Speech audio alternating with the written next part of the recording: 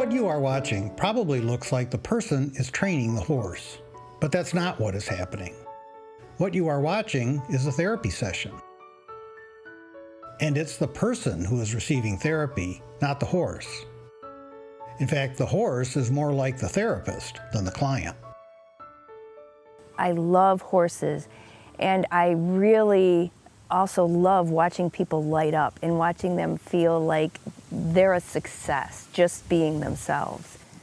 Seeing how the horses and people interact and how they each get something from that, I can't not do it. I first became aware of equine assisted work actually just by observing what was happening. I had my private counseling practice, and I was also teaching riding lessons. And I started to notice that the people who came to me to learn how to ride a horse started making changes in the rest of their lives.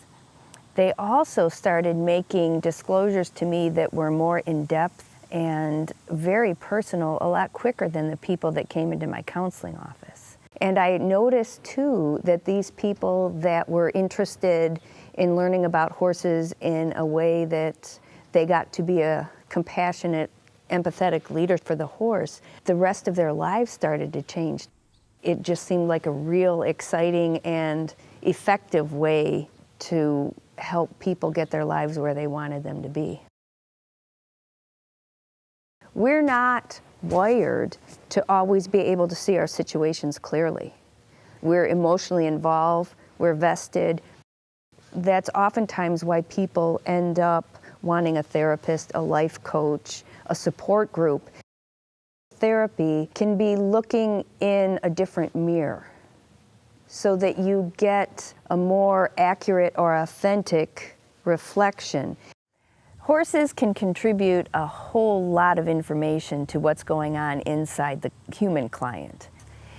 The prey nature of the horse is what really helps them be able to assist us. Their existence depends on things looking as they should. If that long grass looks as it should, they can put their head down and eat and graze. If that tall grass over there is moving kind of funny, there could be a cougar in there. And so when things don't look as they should, the horses are on alert. One of the exercises that we have used often is to have the client create a physical representation of a goal that they have, something that they're having a challenge creating in their lives. Because our imagination doesn't know the difference between what's real and what's fiction. So if we say that box is a new job, our bodies will react the same way as to trying to get to that new job. Then they ask the horse to go with them as they meet that goal.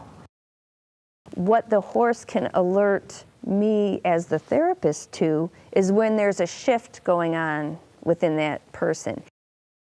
Even if we can't see necessarily from the outside, the horse can pick up on if there's a hesitation in the person, if there's a block, if there's something that's holding them back from getting into that box. What limiting belief is inhibiting you from getting where you want to go? Is it because I was traumatized as a child, or is it because I started this pattern here and it's getting in the way so I can't get where I want to go or be? That is usually why that person's not getting what they want when they go after that goal.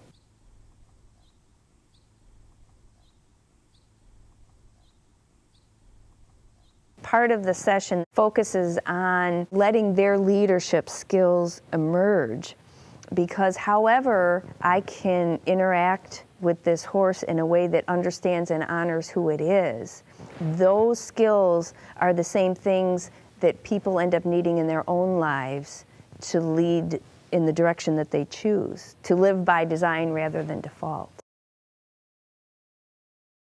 I do have an MSW, but I also have a lot of personal experience with basic talk therapy, cognitive behavioral therapy. The differences that I find with working with animals and then working with just talk therapy, you've got something else to focus on, so it allows your inhibitions and your boundaries to relax a little bit. Maybe things will come out that you're not used to. I may sit with my therapist and have this conversation with them, but I may not be in tune with how I'm actually truly feeling. Horses will show you exactly what you're truly feeling, even if you're not aware of it.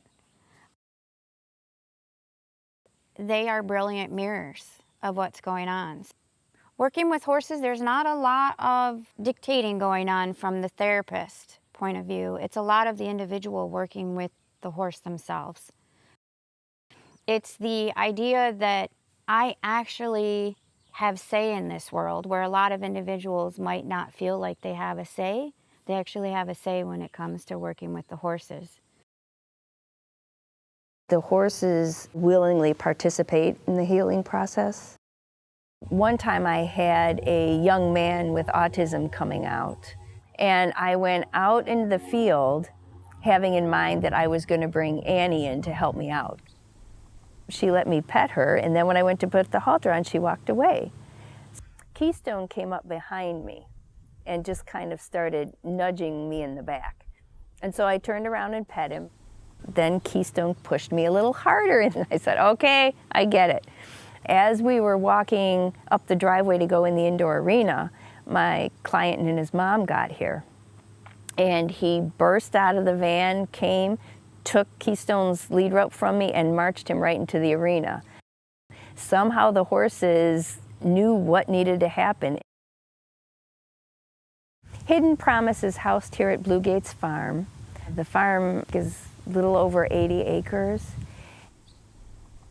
We keep the horses here as close to their natural state as we can. They don't live in stalls.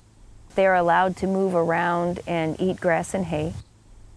One of the reasons that I am here is it's a very calm space, very nurturing. When I work with clients, I like to think that I'm holding out for them a sacred place of possibility. And this place really allows me to feel like I can offer that to many people. I've done cognitive behavioral therapy, I've done group therapy, I've done other kinds of therapies, and it's really about figuring out what works the best for you.